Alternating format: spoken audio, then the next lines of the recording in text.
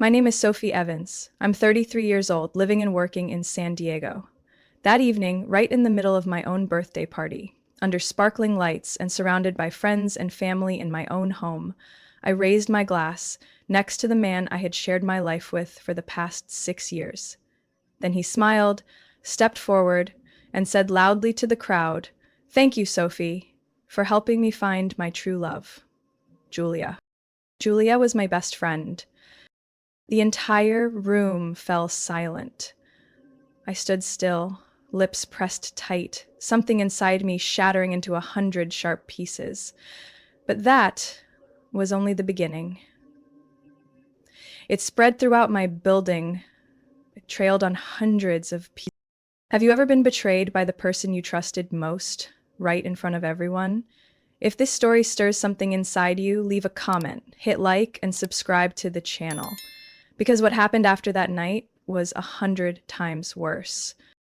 I used to believe Jason was the last man I'd ever need to love. We met at a financial conference in Los Angeles. I was still building my own company back then, and he was a well-known investment consultant, charming, articulate, with eyes that made you forget the time. Jason was handsome, confident, and always knew exactly when to stay quiet, and when to say something that made you feel seen. I wouldn't call it love at first sight, but he came along at a time when I was convinced no one was capable of being truly sincere anymore. We fell in love fast, got married after 13 months, and moved into a small house in northern San Diego, the one I still called home until the night of that birthday party. Jason was the kind of husband everyone admired. He listened, he cared, and most importantly, he never raised his voice. Every morning he made coffee for me before heading to work. Every night, he asked about my meetings, my clients, the business plans I was pursuing. When I came home exhausted, he'd just wrap his arms around me and say, "We're a team, Sophie. You're not alone." I used to think our marriage was a model of balance, trust, and mutual respect, until I started to remember the little details I had overlooked. A year ago, Jason began staying out late more often. He said they were extended client meetings, mandatory cocktail hours. I didn't question it. He had never given me a reason to be jealous. He had never tried to control me or interrogate me, and I treated him the same way. Then strange texts started popping up. Names I'd never heard, heart emojis or short messages like, "I'm waiting in the car." I raised an eyebrow and asked, "Who's this?" Jason glanced over and laughed. "Oh, that's my new assistant. Sweet girl, but always sending things to the wrong thread." I nodded and didn't press further. I remember once booking a surprise weekend getaway to Santa Barbara after a tough quarter.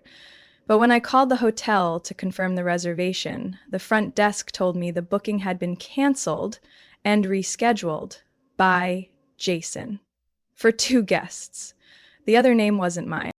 When I told him about it, forcing a smile, hoping it was all a mix-up, he hesitated, then quickly spun the story. "I upgraded us to a suite with a balcony. Didn't want to ruin your surprise." I believed him, blindly, foolishly. Then small amounts of money started vanishing from our shared account. At first, just a few $100s here and there. I figured Jason used it for work expenses. But soon, the withdrawals climbed into the thousands. When I asked, he shrugged. "I must have forgotten to log them. Maybe small investments in a few stocks, nothing big." I had once overseen the finances of $1 million startup.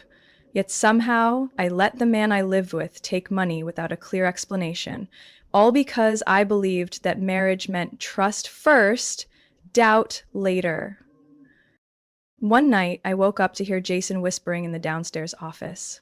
I crept out of bed and saw light spilling through the door crack, his shadow moving across the desk. I knocked gently. He jumped, then came out quickly, pretending to yawn. "Couldn't sleep, just catching up on a few reports before the deadline." I didn't say anything. I wanted to believe it was just work. I wanted to believe he was still the man who once held my hand in the rain in New York, who wrote me birthday cards that ran 3 pages long, who looked at me like I was the most important thing in his world.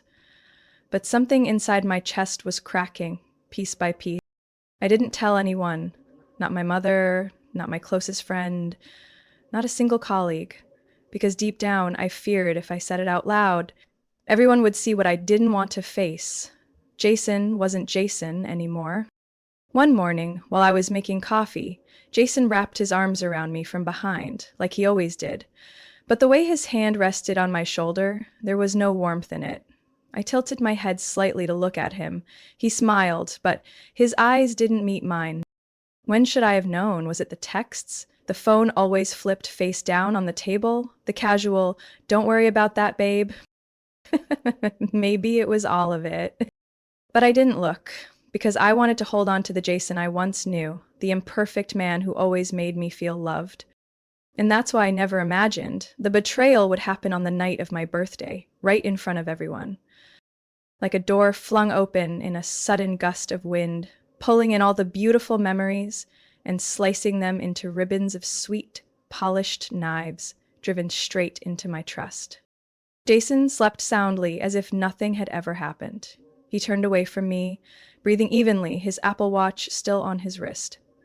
I sat at the edge of the bed, my heart pounding, but my hands steady. His phone sat right on the nightstand, screen black, like it was daring me to touch it. I stared at him for a few more seconds. No signs of stirring. I picked up the phone, tiptoed out of the bedroom, heart stretched tight like a wire. Once in the office, I locked the door, drew the blinds, sat down, and began. His passcode was his mother's birthday. That said a lot about the man I'd been living with. And it was easy to guess. The screen lit up. The most recent message was from Julia. "Did you delete the emails? Sophie can't know anything until the papers are finalized." I forgot to breathe. I opened the sent folder. Dozens of emails between Jason and Julia, going back months. A third address kept appearing. An attorney named Aaron Blake. Jason had sent them my financial statements, detailed, complete, including transactions I had never authorized. There were contracts drafted in my name showing I had funneled unauthorized funds into an investment firm I'd never heard of. Everything stamped, forged, ready. They were building a case to ruin my name, my career, and everything I had spent a decade creating. I clicked on another folder in his Drive app. It was labeled Exit Plan Confidential. Inside was a timeline. November, move assets. December, finalize divorce paperwork. January, withdraw from joint accounts. And by February, while I'd be busy hosting an international summit, he'd file financial misconduct charges against me. Julia was the mastermind. She had connected Jason with a shady law firm in Arizona, one that could conveniently clean up inconsistencies in documentation for the right price. I sat there, my palms cold. Every line I read felt like it cut deeper. This wasn't just betrayal by a husband. It was betrayal by the closest friend I had ever had. Julia once held my hand at my father's funeral. She used to crash on my couch after breakups. She called me family. And now she was helping Jason frame me to steal everything I owned. At the bottom of the folder was a single file labeled, "If Sophie finds out."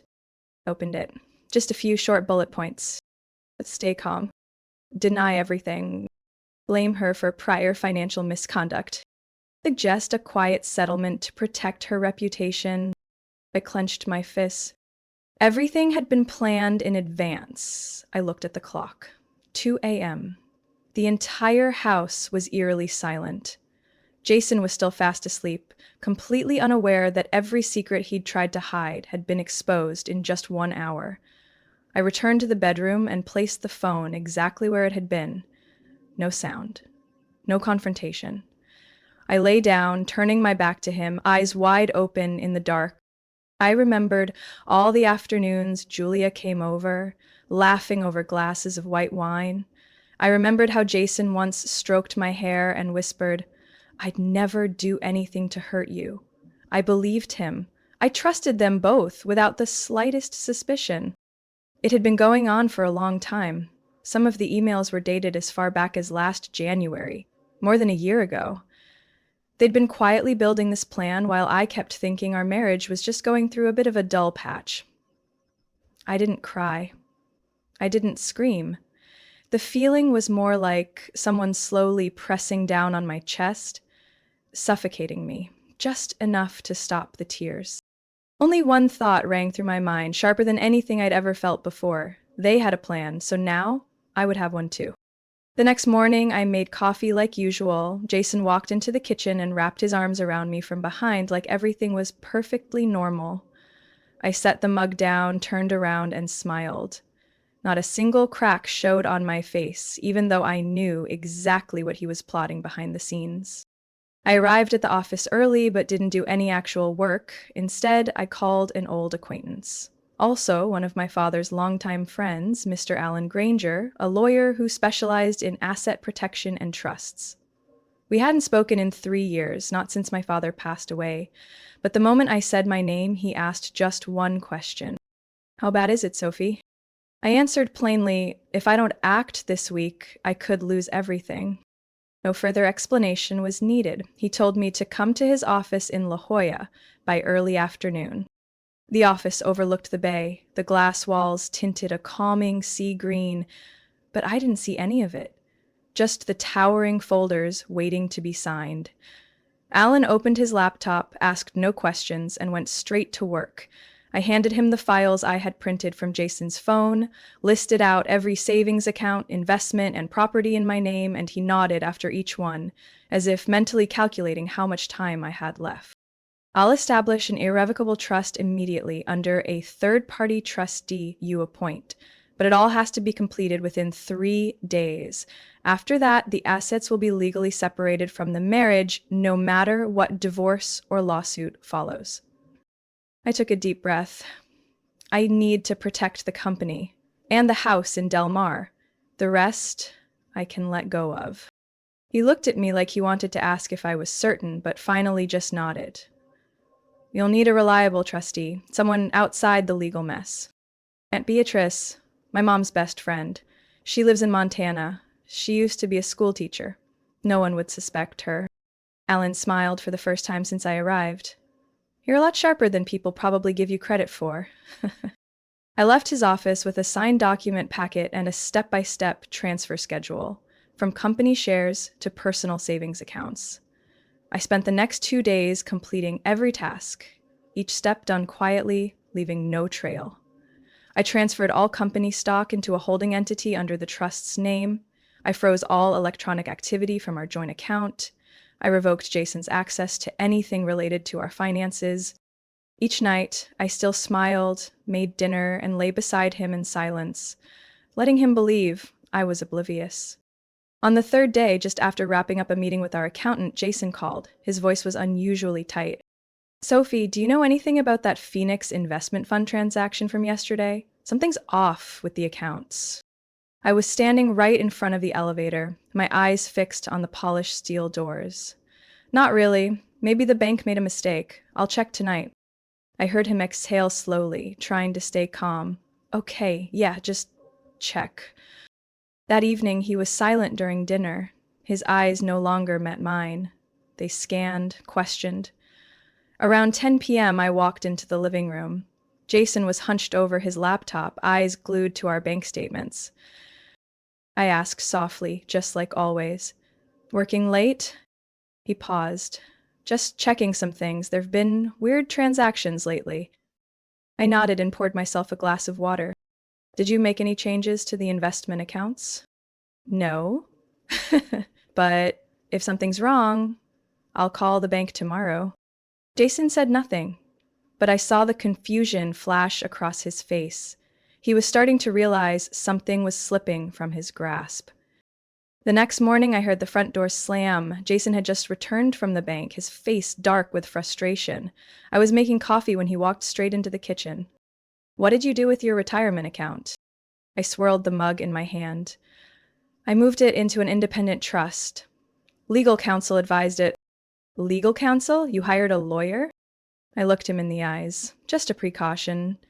You've been talking about finances a lot lately, and I thought it was smart to secure my share." Jason slammed his hand on the counter. "Sophie, what the hell are you doing? What are you hiding from me?"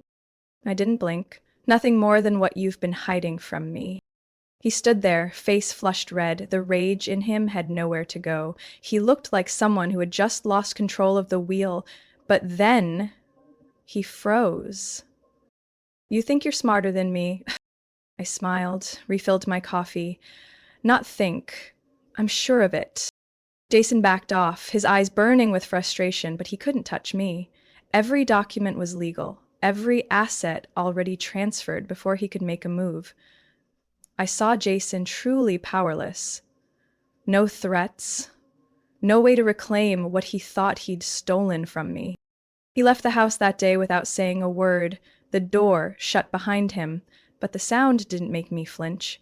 It was the first sign that the power dynamic had begun to shift. Not even a week after Jason realized he no longer held control, I started noticing something quietly stirring around me. It began with strange messages from unknown numbers, half-formed questions. Did you really do that? Or, my client's starting to get suspicious, Sophie. I didn't understand what was going on until Rachel, the head of our communications team, walked into my office with a tense look. Sophie, I think you need to see this. She placed the iPad on my desk. On the screen was an anonymous post on a finance industry forum. The CEO of Horizon Security is under suspicion for embezzling investment funds and conspiring with her lover to move assets offshore. I read each line carefully. The post was cleverly worded, not naming names directly, but detailed enough for anyone familiar with me to make the connection. There were even cropped images from a presentation I gave at a conference in Austin, a photo of a house in Cabo, where I'd once rented for vacation, was now being labeled as a money laundering property. How did this spread so fast? I asked, trying to keep my voice steady. Rachel lowered her head. I heard someone from the inside leak the information. I knew immediately who it was. Julia had partial access to company files while working on a side project. And Jason, of course, understood perfectly how the media could spin anything into a storm. 3 days later, I was summoned to an emergency meeting with the board. The meeting wasn't held in the main conference room, as usual, but in a smaller, colder space. No one said a word when I walked in. Everyone avoided eye contact. Michael, the chairman of the board, opened with a curt tone. We're very sorry, Sophie, but the company can't operate under this much controversy. Until things are clarified, the board is forced to suspend you as CEO. I looked at him, trying to stay calm. There is no evidence I did anything wrong. These are baseless rumors. Michael shook his head, not meeting my eyes. We understand, but this is in the company's best interest. I walked out of the meeting room feeling hollow. The employees who used to greet me every morning now passed by in silence. Some even turned away, avoiding eye contact, like I was carrying something contagious. That day, I sat in my car for nearly 3 hours, parked right in the company lot. I didn't cry, I didn't scream, but my hands clenched the steering wheel so tightly my knuckles turned white. When I got home, the mailbox was overflowing with unmarked envelopes. Inside were printed flyers with doctored images. Me and a man I didn't recognize. Blurry photos, big red letters, she betrayed the company and her family. I remember standing in the middle of the living room, staring at those scattered papers on the floor, frozen in place. The call from my mother came the following evening. Sophie, what's going on? I leaned back in my chair, closed my eyes. I don't know what you've heard, but did you take company money and wire it to someone else? Are you being investigated? Mom, no. This is Jason and Julia spreading lies. I've never done anything wrong. Her voice grew softer, shaky. I just want you to stop causing trouble. Our family can't take much more of this. I bit my lip. A close friend called not long after. Lisa, who'd stood by me when I had nothing. But even her voice was hesitant. Sophie, I don't know who to believe, but I really hope you're not involved. I'm not. Okay, then maybe we should stop talking for a while. I stared at the blank screen after she hung up, feeling like layers of my life were being peeled away one by one. I had no one left. Nowhere to turn, no office to escape to, no friend to call at midnight, and I understood then if I was waiting for someone to save me, I'd never make it out of this. Jason had attacked what I took the most pride in, my career, my reputation, my credibility. And he did it systematically, coldly, efficiently, like a professional. I went into the bedroom, shut the door, and opened my laptop. The screen reflected my exhausted face, but there was still a fire in my eyes. I reopened every saved document, every bank statement, every screenshot I had taken from his phone. I created a new folder, titled it Reclaim. I wasn't the kind of woman who needed protecting. At that moment, I had only one choice: either let Jason and Julia bury me in their lies, or dig myself out with the truth they tried so hard to erase. I used to think Julia was just a backstabbing woman, cruel, greedy, but at least real. But when I hired a private investigator to follow her, I learned Julia as I knew her had never actually existed. The investigator was Nathan Cole, a seasoned professional with over 20 years of experience tracking financial fraud across California. I found him through a legal contact. When I sent him Julia's photo, he glanced at the screen for only a few seconds and said, "I've seen this face before, but not under the name Julia Miller." I stared at him, stunned. "Are you sure?" He nodded, eyes still on the screen. "Give me a few days. But I have a feeling she's not just a traitor. She's got a system. And this isn't her first time." 4 days later, Nathan returned with a thick file tucked into a soft brown leather folder. My palms were sweating as I opened it. "She's used at least 3 different names in the past 10 years, Nathan pointed out each document. Rebecca Kane, Miranda Wells, even one time as Chelsea Doyle, every alias tied to relationships with wealthy men. Get close, entangle finances, then vanish before they figure it out. I flipped through the pages, photos of Julia with short hair, long hair, even dyed red hair posing with different men. One was a doctor in Arizona, another a real estate developer in Texas, one was a state-level politician. None of them pressed charges? "Some did," Nathan replied, "but none had enough evidence. All the accounts were under proxy names, and she always disappeared before legal follow-up could catch up." I took a deep breath. "So, Jason is just her next target." Nathan's eyes narrowed. "You could say that. And he's helping her, not realizing he's a pawn, too." One page in the file made my heart stop. Julia, under the alias Miranda Wells, had once been arrested in Seattle back in 2016 for using false documents and committing financial fraud. But the case was dropped for lack of evidence, and she vanished from the system after that. Nathan's voice lowered. "She's the type who'll cry in your arms, kiss you sweetly, then drain your bank account the next morning without leaving a trace." I pushed my chair back, staring at the wall in front of me. I'd shared a dorm room with Julia, helped her cram for finals, bought her a plane ticket when her father passed away, never asking for reimbursement. Now I understood. She never saw me as a friend. I turned to Nathan. "Do you have anything showing she's planning to leave Jason?" He nodded. "A week ago, she met with someone named Vincent Hale. Specializes in creating fake identities and documents for people looking to disappear. I've got photos, security camera footage from the cafe where they met." He handed me a photo. Julia sat across from a short, balding man who was scrolling through a tablet. Julia was smiling. Her eyes didn't show a trace of fear.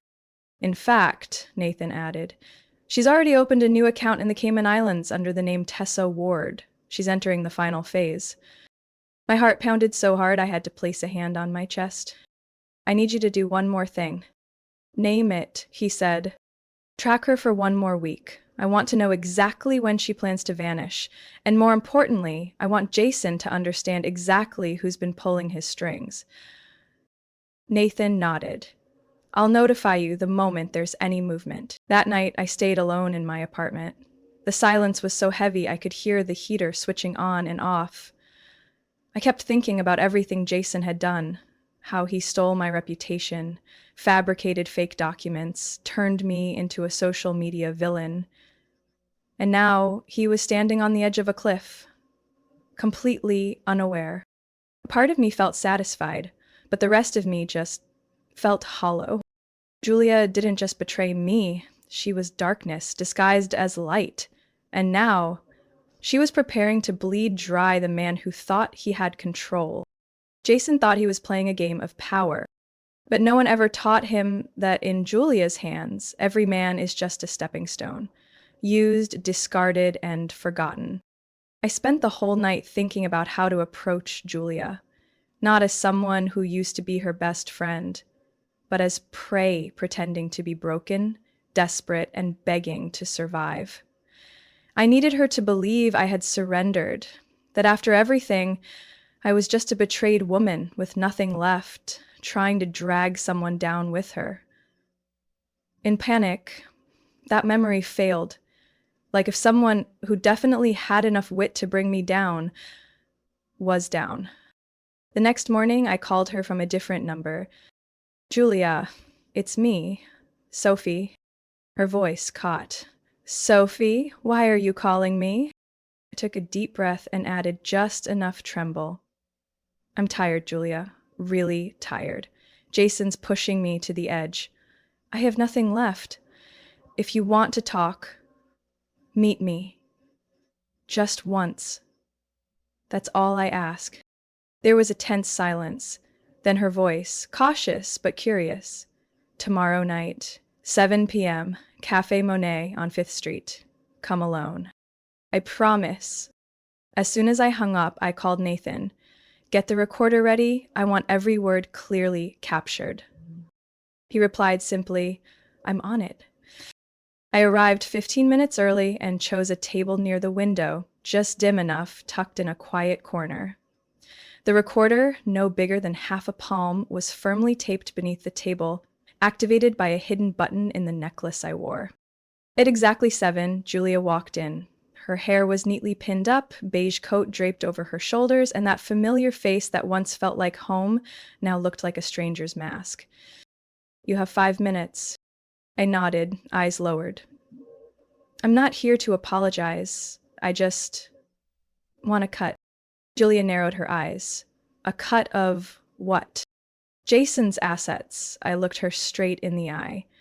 "I know what he has. If I help you, you get everything. And I only want a small piece. No publicity, no court, no drama." Julia crossed her arms, leaning back, studying me like merchandise behind glass. "Why should I trust you?" "I have nothing left." I placed my hand on the table, slowly twisting an old wedding band. "Jason ruined me. Career, friends, family, all gone. This is my only chance to stay afloat. You and I. We both know men like him never play fair. If you think he'll let you walk away with everything, you're dreaming." She stared at me for a long moment before slowly nodding. "I'll think about it." I dipped my head, pretending to be weary. "I just need to know, will you agree?" A crooked smile tugged at her lips. "If you keep your mouth shut, I'll share. But only if you remember your place." "I won't say a word." She stood, coat draped over her arm. "I'll be in touch." After she left, I remained still for another 5 minutes, waited for the safety cue, then turned off the recorder. Those words, that face, this was the key to tearing off Julia's mask. That same night, I handed everything to Nathan. He listened in silence, then opened his laptop. "Do you want to keep playing this yourself? Or hand it to someone with more firepower? I want to make sure she can't do this to anyone else." Then we go to the FBI. Nathan had a connection at the Los Angeles field office, Agent Claire Monroe, who specialized in multi-state financial fraud and identity crimes. Within 48 hours, every document, Julia's aliases, the audio from the cafe, her offshore accounts, and photos from her meeting with Vincent Hale, were sitting on Agent Monroe's desk. By the third day, I got a call from Claire. Her voice was firm, clipped, and sharp with precision. "We've confirmed this is part of a structured federal fraud operation. You did the right thing collecting evidence before reporting. We'll need your cooperation a bit longer to build a full case." "What do you need me to do?" "Stay silent. Don't let her suspect anything." I nodded, even though she couldn't see me. "I'll wait for your lead." That night, I sat in the dark. watching streetlight shadows dance on my blinds. I wasn't afraid of Julia anymore. I didn't shake thinking about Jason. They thought I was weak, easy to control, easy to crush. But the trust they placed in the wrong person had become the trap that would bring them down. I wasn't just fighting to protect myself anymore. I was fighting to stop Julia from destroying someone else next. The courtroom that morning felt colder than steel. I walked in, adjusting my navy blazer, gripping a file I'd prepared for weeks. Jason sat at the opposite table, his expression a smug mix of confidence and disdain. Julia arrived a few minutes late, blood-red lipstick, curve-hugging dress, still draped in the same arrogance she'd always wielded like a weapon. But I knew, beneath that mask, she was trembling. Maybe she just hadn't realized it yet. Jason leaned in toward his attorney, whispering something, then glanced my way. His gaze wasn't warm. It wasn't even angry. It was empty, like I was just the final deal to close. The judge, Honorable Justine Clark, was known for being strict but fair. After the initial formalities, Jason's attorney stood up. Your Honor, my client believes Miss Sophie Evans deliberately moved assets prior to the divorce filing to avoid financial disclosure. We have bank statements, trust contracts, and emails suggesting intentional concealment. Jason leaned back, arms crossed. I didn't flinch. I simply nodded to my attorney, Patricia Green. Calm and composed, she stood. Your Honor, we acknowledge that assets were moved, but let the record show it happened before Mr. Jason Evans filed for divorce, and my client did so to protect herself from an orchestrated scheme. A ripple of murmurs spread through the courtroom. I kept my eyes steady. Patricia opened her briefcase and placed a thick, organized folder on the table. We present documented criminal records of Ms. Julia Miller, who is in this courtroom today. Jason's eyes twitched. Julia leaned forward, gripping her seat. Patricia continued, her voice cutting through the silence like a scalpel. These are legal records, under the aliases used by Ms. Julia Miller, Rebecca Kane, Miranda Wells, and Chelsea Doyle. Additionally, we submit an audio recording of a conversation between Ms. Miller and my client, in which she admits to manipulating Mr. Evans with the intent to drain his assets and disappear. Jason snapped his head toward Julia, his lips slightly parted but unable to form a word. Julia kept her face still, but a flicker of fear danced behind her eyes. Judge Clark ordered the recording to be played. The courtroom fell into utter silence as Julia's voice echoed from the speaker. I'll consider it. If you keep your mouth shut, I don't mind splitting it, but only if you know your place. Another clip followed. Jason thinks he's in control of me, but he's just like the others, trustworthy enough for me to get what I need. Jason lunged toward his lawyer, whispering something urgently, his face turning pale. Julia shot to her feet. This is fabricated. That recording is worthless. She set me up. The judge slammed her gavel down, voice firm and cold. Silence in the court. The evidence is currently being verified by the court's technical team. Patricia tilted her head calmly. Your Honor, in addition, the recording was submitted in advance to the Federal Bureau of Investigation and has been verified as unaltered. Agent Claire Monroe is present in court today. I glanced toward the back row. Claire, dressed in a light gray suit, stood up. Your Honor, the FBI confirms the recording is legally admissible, and Ms. Julia Miller is under investigation for multiple federal fraud charges. Julia's expression changed entirely. She turned to Jason and hissed, You said you'd protect me. You promised. Jason didn't reply. He looked at her like someone waking up from a long, bitter dream. Judge Clark struck her gavel again. The court accepts the evidence presented by Miss Sophie Evans. All accusations of asset manipulation by Mr. Jason Evans are dismissed. Furthermore, due to the fabrication of false evidence, Mr. Jason Evans is stripped of all financial entitlements in this divorce. The entire courtroom went still.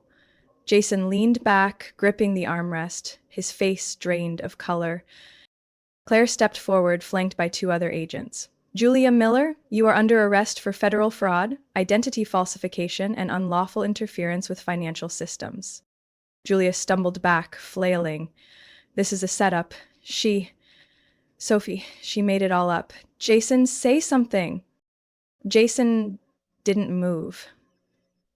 It was as if something invisible was tightening around his throat.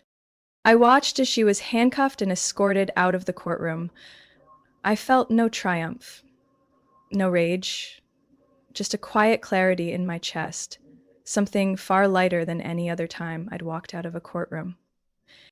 The trial ended, Jason lost everything, Julia had no way back, and I walked out of that courthouse carrying no more fear in my purse. News of the trial spread faster than I expected.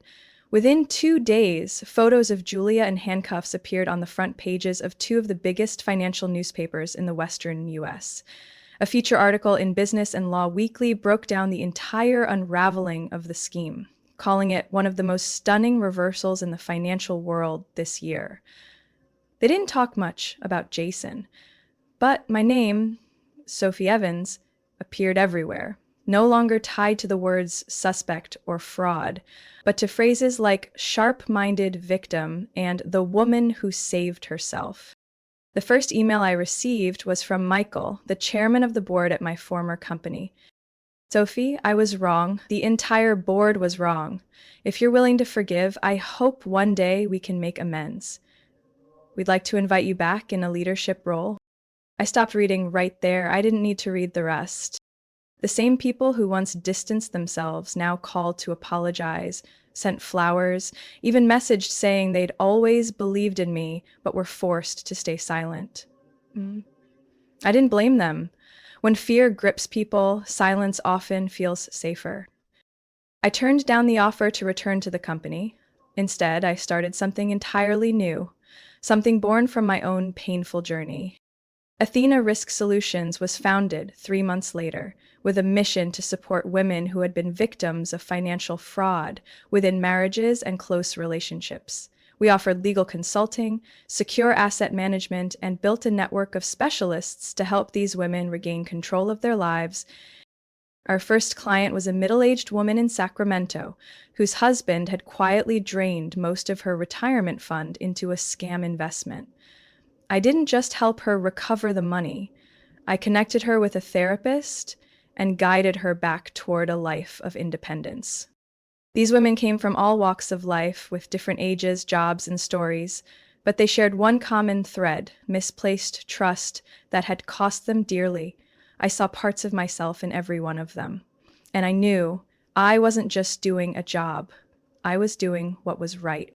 One evening, while reviewing our client list and finalizing a partnership proposal with a nonprofit, my phone rang. It was Nathan. Has anyone told you that you work more than the government? I laughed. It's called public service. Oh, I just passed your office. Lights are still on. Give me 5 minutes. I've got coffee. 10 minutes later, he stood at the door with 2 hot cappuccinos and a bag of croissants. He was still the Nathan I'd met at the beginning. Rolled up sleeves, eyes that observed everything but softened when they landed on me. I invited him in, refilled the kettle, tidied up the desk. He sat down, the soft yellow lamplight easing the wear of the day from his face. You okay? He asked gently, no need for pretense.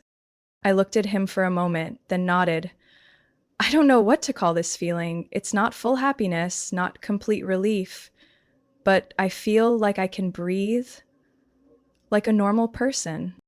He didn't answer right away. He just reached over and placed his hand lightly on mine. I think that's the only thing you really needed. A life without being hunted, without having to brace for the next hit. I turned my fingers slightly under his and gave a gentle squeeze. Here was a time I thought I'd never trust anyone again, I whispered. That everything close to me was a trap. But you didn't push. You didn't pretend to know everything. You just did your job and believed in me when no one else did. Nathan smiled without pulling his hand away. I didn't do anything big. You did. To me, you did. We sat like that for a while, in a room filled only with the soft ticking of the wall clock. I didn't need someone to rescue me anymore, but having someone willing to walk beside me while I climbed out of the darkness, that mattered. Nathan started showing up more often, sometimes with lunch, sometimes just to sit quietly in a corner and work. Our conversations, once brief and logistical, stretched longer. About his old love for baseball, the time he skipped class to watch the Dodgers play, or how I once dreamed of being a chef before choosing finance. I didn't rush to define whatever this was between us, but I knew that with him, I didn't have to armor up. Every day at Athena Risk Solutions was a step toward healing, not just for the women who came to us, but for me too, a woman who once thought all that remained of her life were broken pieces. Now, I had something bigger than revenge. I had rebirth. The conference hall at a seaside hotel in Santa Monica glowed under soft white lighting. Over 300 chairs had already been filled well before the start. Faces of women, young, old, confident, fragile, turned toward the stage, and in every pair of eyes I saw something familiar, pain that once was, and the quiet rise of hope. I stood backstage, gently running my fingers along the folded note tucked inside my dress pocket, not because I needed to remember anything, but as a way to steady my breathing. Nathan placed a hand gently on my back, his eyes warm and quiet. You don't need to impress anyone, just be yourself. That's more than enough. I smiled and nodded. The stage manager signaled. The lights dimmed, then shifted to a soft, warm glow. I stepped forward. The applause wasn't thunderous, but it was steady and sure. No one knew exactly what I would share. They only knew I was a woman who had once fallen hard and gotten back up. And tonight, I wasn't here to teach, but to tell the truth. Simply, fully, without hiding. I held the mic, not needing to look at the paper. My voice rang out clearly, without a trace of trembling. My name is Sophie Evans. I was once the CEO of a cybersecurity company, a speaker at economic conferences, and was often called the woman who had it all under control. I paused, my eyes scanning the room, meeting faces filled with kind, open attention. But there was one thing I didn't know how to control: betrayal. Betrayal by the man I once called my husband, by the person I thought was my best friend, by the system I believed would protect me. The room grew stiller. I told my story, without embellishment, about the birthday party, about Jason's eyes when he announced his love for Julia, about the night I uncovered their plan, about being ousted from my company, being branded a fraud. I spoke of the loneliness in my cold apartment, the decision to hire a private investigator, the moment I looked Julia in the eye and lied with a calm heartbeat. I didn't break them, they fell apart on their own. When the truth finally surfaced, soft breaths echoed around the room. Some people dabbed their eyes. I continued, my voice even but gentler now, like a conversation. I'm not here to tell a revenge story. I'm here to say, no one can strip away your worth unless you let them. I looked toward the front row where an older woman with silver hair and a lavender coat was holding her daughter's hand. They sat so close together as if afraid they'd lose each other again. I went on. I'm not a superhero. I was scared. I doubted myself. But in the moment I thought I had lost everything, I discovered something else. True strength isn't about never falling. It's about choosing to rise again, even if you have to crawl with bare hands. Applause broke out. Quiet at first, then growing louder. I bowed in thanks, but didn't leave the stage yet. I didn't walk this road alone. Nathan, the man who helped me investigate the case, is now my partner at Athena Risk Solutions. And more importantly, he's the first person who showed me I don't have to toughen up to be trusted. All eyes turned to Nathan, sitting in the third row, a little shy but full of pride. I smiled, walking to the back of the stage. The event ended in a wave of applause. There were handshakes, hugs, countless thank you for speaking up. I was just starting to gather my things when I noticed a familiar figure standing quietly at the back of the room. Jason. He looked nothing like the man who had once so coldly ended our marriage on my birthday. His shirt was wrinkled, tie loose, eyes tired, and something I'd never seen in him before, remorse. He didn't walk toward me, he just stood there, watching me for a long time. As I turned toward the exit, I felt his gaze still on me, as if he wanted to say something but couldn't find the words. I paused, just for a moment, then gave a slight nod, a silent farewell to everything that had been. No blessing, no bitterness, just an ending, quiet and complete. I turned away, walking into the hallway light. My shoulders were straight, my steps steady. Nathan waited at the door, offering me a look filled with quiet trust. And as I glanced back at the women still gathered inside that room, I knew there was one last thing I needed to say. You are stronger than you think. Never let anyone take away your right to own your life. Even when you fall, it's still your life, and you are the one who gets to write what comes next. As I stepped out of that room that day, I knew my story wasn't just about getting back up after a brutal fall. It was about opening a door for every person who had ever endured in silence, been dismissed, or believed their mistakes defined them forever. If you've ever faced something like this, been betrayed, misunderstood, pushed to the edge, and had to pull yourself back, share that with me. I want to listen. And maybe your voice will be the reason someone out there finds the strength to keep going.